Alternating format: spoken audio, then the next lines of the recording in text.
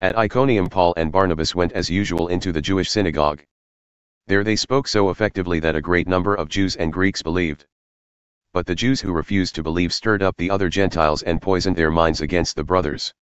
So Paul and Barnabas spent considerable time there, speaking boldly for the Lord, who confirmed the message of his grace by enabling them to perform signs and wonders. The people of the city were divided, some sided with the Jews, others with the apostles. There was a plot afoot among both Gentiles and Jews, together with their leaders, to mistreat them and stone them. But they found out about it and fled to the Lycaonian cities of Lystra and Derbe and to the surrounding country, where they continued to preach the gospel. In Lystra there sat a man who was lame. He had been that way from birth and had never walked. He listened to Paul as he was speaking. Paul looked directly at him, saw that he had faith to be healed and called out, "Stand up on your feet." At that, the man jumped up and began to walk. When the crowd saw what Paul had done, they shouted in the Lycaonian language, "The gods have come down to us in human form." Barnabas they called Zeus, and Paul they called Hermes because he was the chief speaker.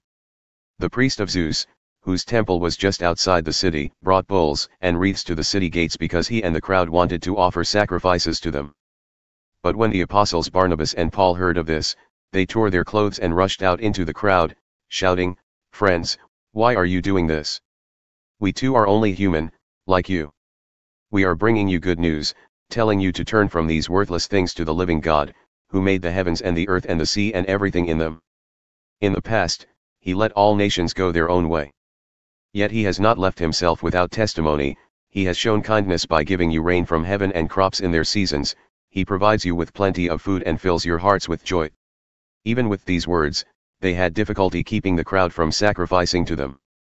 Then some Jews came from Antioch and Iconium and won the crowd over. They stoned Paul and dragged him outside the city, thinking he was dead.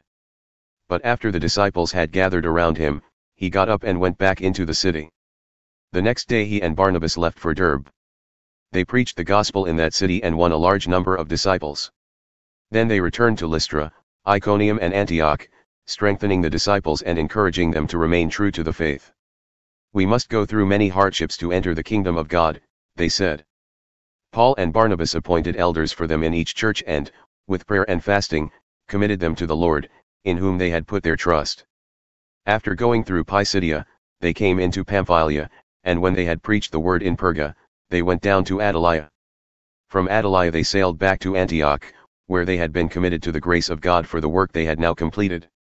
On arriving there, they gathered the church together and reported all that God had done through them and how he had opened a door of faith to the Gentiles. And they stayed there a long time with the disciples.